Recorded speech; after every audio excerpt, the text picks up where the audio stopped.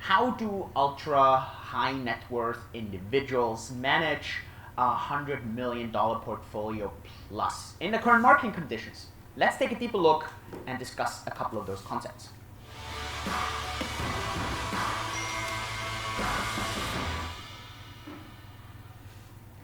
Hey and welcome to today's video. My name is Julian. On my channel, it's all about the various topics of investing, mostly cryptocurrencies and Bitcoin. It's all about explaining these ideas of decentralization, blockchain, and so on, which I call becoming crypto fit for this world of decentralization. But we also discuss general market conditions, how to kind of approach those and how to kind of deal with them. So stocks and bonds, real estate, precious metals, and further going deeper into this rabbit hole. Now, we have this series, and today I want to finish this entire series of how do you invest certain amounts. So how would you invest $1,000, $10,000, $100,000, $1 million, $10 million? Now, I did all this based on my own experience. And now we do this final video of this series where I don't speak out of my own experience. I talk about friends and people that I know that have $100 million plus, not as a fund. So I'm not talking about how you would invest other people's money. I'm really talking about your own money here. And so I will kind of share this and how I see people doing this. I'm not sure you might be watching this yourself with 100 million. Congratulations if you do, but it's not that likely because obviously there are not that many people in the world. So it might be probably more for your own interest rather than saying, okay, great, let me know how I'm going to do it. So I just want to kind of say this at the beginning. And then, before we go in, this video is sponsored by Cake. I'll post that link in the description as well. You can get 9% on Bitcoin there, completely transparent, so you know exactly how it works. It's all about trusting, but being able to verify. And you can get 8% on Ethereum. Then there's other coins that you can stake. For example, DFI, close to 30% per year. You can get Dash, PivX, C coins, so you definitely want to check it out. Lot of down in the link below and get some really nice cash flow on your crypto. With that, let's go into today's video and let's kind of do a bit of a brainstorm, maybe a bit of a repetition here. And that's also maybe a bit relevant if you kind of think about it. So we did a lot of kind of reflection here in the past, so you might want to go back to the other videos because some of the concepts here are very, very similar. But now here is the key thing. When I talk about $100 million, I'm not talking about paper net worth because there's a lot of people, especially in the startup world, right, who own $100 million based on paper, but it's not really liquid. So here I'm really talking about liquid 100 million, and liquid doesn't mean that you can move them in every day. So I'm not talking about fiat or crypto or something.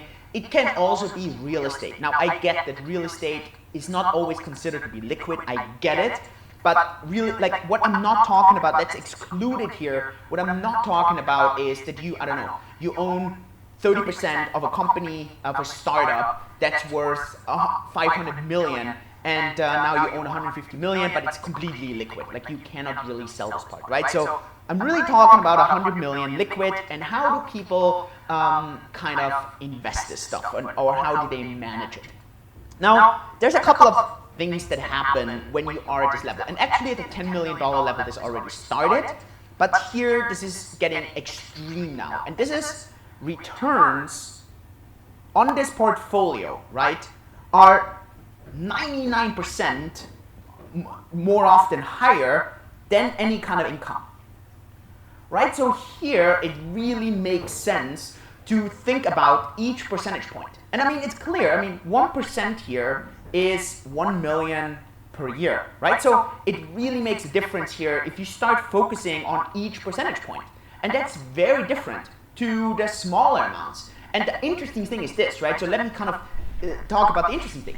The interesting thing is that generally speaking, people, when they invest $10,000, they care so much more about 1 percentage point or 2 percentage points, where it would make so much more sense when these people actually invest their time into actually gaining more income. And here, this is where people should really focus on this. And this is where it gets relevant, right? And this is where, in general, people really focus on how they kind of generate their returns. Now, here are a couple of general ideas that I think, right, that most people that I personally know, how they invest money here is quite interesting. So I know two types of people. And the first type is actually quite a more common type. And that is, they have a majority of their liquid funds, in their business. But it's liquid because it might be a publicly traded company, or it might be a company that they started and they kind of scaled it, or it might be a fund that they own, but they actually have their own funds in there, right? So they have a majority of their funds in business, and then now it gets very interesting, and the rest is in real estate. And that's the first type of people that I know, and the concepts here are quite interesting. What these people learn, right, is that it's very difficult to get strong returns unless you really kind of control business yourself. So there's a lot of people that kind of learn this way. And so they don't go for, I don't know, they don't go for all these things where people say, you know what, you should go into crypto, because in crypto you can 100x your money, and they're like, oh great, I can 100x my money. Let me put whatever money in there because I can 100x my money. So they're not falling for this, right? So what they really understand is that the majority of their money, if they really want to take an average, well, their average would be, I don't know, 7 to 8%, and that's kind of the average out of everything. And they kind of understand this, and they want to know, if I can outpace those 7, 8%, it really only works if I have an unfair advantage, right? And so they understand it. And many of those people, they actually don't trust many other people because they have learned that, well, they get hunted down so much that they've actually lost probably a lot of money by entrusting people to other money to other people. So this is the first type. And so the reason they do it their own business and real estate, because both basically allow you to have this unfair advantage, right? Here you have an unfair advantage because you know this business, and real estate, by definition, you should only buy real estate, in my opinion, if you actually really have an unfair advantage, because most of the time, otherwise, it makes way more sense to buy an ETF or to buy a slice of the market, because generally, you normally don't underperform real estate, but you have way less risk if you just diversify here, right? So, and you have no work. So, but many times these people then go and say, you know what, let me buy an entire apartment complex. That thing is going to cost me, I don't know, $50 million. Let me put half the money down, so that's $25 million. Let me put 50% down. And then, you know, I kind of have a management company, but I have all the insights, and I kind of, it's pretty much like an own business here, and I just let it run, but for me this is purely an investment, right? So this is the first type of person I know here. Key, again, here, every percentage point counts, because here it's really about a lot of money. So that's the very first point that I want to make here. Now the second types, right? These are generally the types that don't have their own business anymore. So they don't have their own insight anymore. They really exited out of this. This can be either because maybe they have inherited the wealth, or they are at the stage already where they are completely out of their business. And so they don't have this extra insight anymore. And so here, these types of people, they really kind of, and maybe they have a small amount here, right? A small outside amount. So actually the small outside amount basically would be beta, right? And this here is pure alpha, right? If you compare it to the rest. And so what they actually have is they have a very small beta only, but this small beta is still enough for them to retire, right? So this might be, I don't know, 10 to 15 million. It's for the average person, right? This is like insane amounts. But the majority of money is here simply because that's where they can really control their destiny, right? So I think I just want to kind of highlight that. And so this part here is still larger than in the other videos, what kind of money these people have. They just kept living the philosophy of, well, double down on how you got there. And how you got there is by generating income, and most of the time you get there by generating income from whatever you make, so mostly a business, right? So that's how they got there. Now the second type, generally speaking, is an evolution of the first type. And it is because maybe their business, they're exiting out of this completely and they don't have enough insight anymore. And maybe it's coming down to another generation, or it's just getting diluted, or it was sold to a PE, or it's completely public. And so now, obviously, it gets very interesting for these people to kind of understand, so where should I put this large chunk of money that I have from there, right? And many, many times, this is actually what's happening. So what is basically the principle then there is, it's really about diversification. And since it's, again, you have already this large chunk of, I don't know, $10 to $50 million that you're really sitting on, what these people then really try is, obviously, they diversify, I don't know, 10 million or 5 million chunks into all these different verticals, right? So this is where they go into private equity, this is where they go into venture equity, this is where they go into real estate. They might, interesting here is obviously they also go into marketable equity, right? So this is where they really go in. This is where they go into collectibles. And this is kind of the idea here, right? And so obviously, and then they start, I don't know, maybe they have more of a PE fund here, they go into 3 different funds, so they might do, I don't know, 5 million here, 5 million here, 5 million here. They might have like 2, 3 venture equity funds where, I don't know, maybe they put 5 million, 5 million, 5 million. They have like entire real estate projects where they go in with 10 million, 10 million. Then when they go up, when they talk about, so and then they have the beta here. So that would be alpha.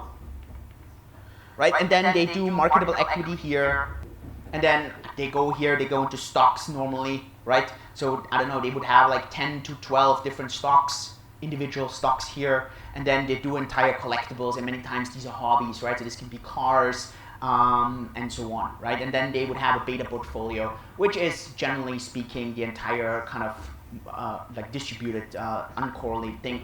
And now, and one thing I tell you, that all of these really high net worth individuals have is they all hedge. That doesn't mean they go with hedge funds, it just means that they go and they understand that there's massive, massive risks. So every year they take a certain percentage, maybe 1 or 2% of the entire thing, and they use it to hedge, right? Tail end positions. And they all do it. They might either do it through funds or they might do it themselves. And that's simply because they know how dangerous these things can be, right? So, and this is where we're way more in the second type. Obviously, here it's really more about diversifying in a general large perspective, because at the end here, it's really about, it really comes down to every percentage point that makes a massive difference, right? So here, if you think about, okay, so you have someone working, well, it's easier here to tweak out another 2%, per year in your portfolio, and that gives you $2 million per year, which at the end is something that's really hard to actually earn as a regular salary. As a regular salary, earning $2 million, you really have to be like a high executive in a large company that you can really kind of negotiate in this kind of level salary-wise. So I just want to highlight that. That's kind of how they manage, and the funniest thing is, I mean, I know billionaires, and the interesting thing is, it doesn't change much. From that level onwards, and I've regularly seen this, when you are in the triple-digit millionaires, into the billionaires, it doesn't change much. It doesn't. It's just the deal sizes get larger. It just means that they might use their additional funds. It's impossible to manage all this yourself. So either they have family offices or they kind of entrust other people, but that's obviously always a bit tricky. So that's just an important concept in all of this, if you understand this. And then obviously the question is, how does their life change when it goes higher? Now, you could always outspend, right? So that, let's kind of finish with this, right? What's the final outcome for them? I mean, you can always outspend, right? You could always go and say, I donate 100%. So you can always spend more than you make, right? So even if you're a billionaire, in theory, you can always outspend. So don't ever say you cannot outspend. You can always outspend.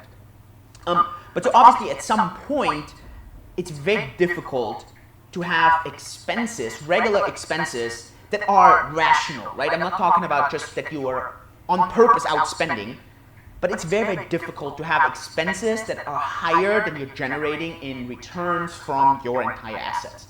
And normally speaking, right, if you think about really crazy high-end expenses, You're talking about several properties, you're talking about private jets, you're talking about any kind of transportation, any kind of security.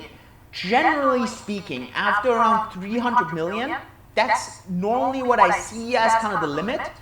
After 300 million, it's very difficult to start outspending if you're rational, right? Again, you can always be crazy, but then it starts getting difficult. And then what normally happens that people start accumulating, well, different kind of, I would call them liabilities, they call them assets, right?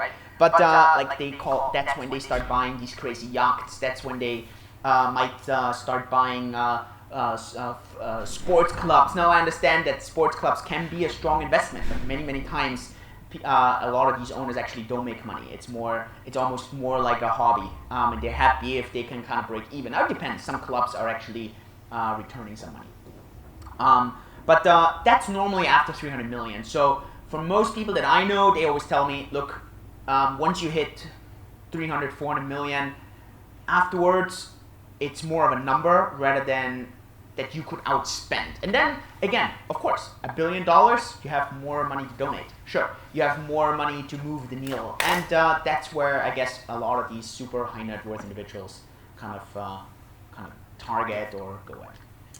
Yeah, that's kind of the end of this entire series. I hope you get value out of this. If you did, then hey, click the like button, subscribe and follow. We talk about a lot of different investment things here. And I hope out of each and every step you got something out. One part might be more interesting just for curiosity, and the other one might be really actually relevant because that's the level you're at. And so, yeah, with this, have a really good time. Subscribe, don't miss any of the videos on LinkedIn, follow the page, on VK, on Twitter, click the like button, on YouTube obviously, subscribe, and on the podcast as well. And yeah, leave me a positive review, I would appreciate that. At the end, don't forget to check out today's sponsor. And with this, I'll see you at the next video. I appreciate it. Thanks so much. Yours truly, Julian. Bye-bye.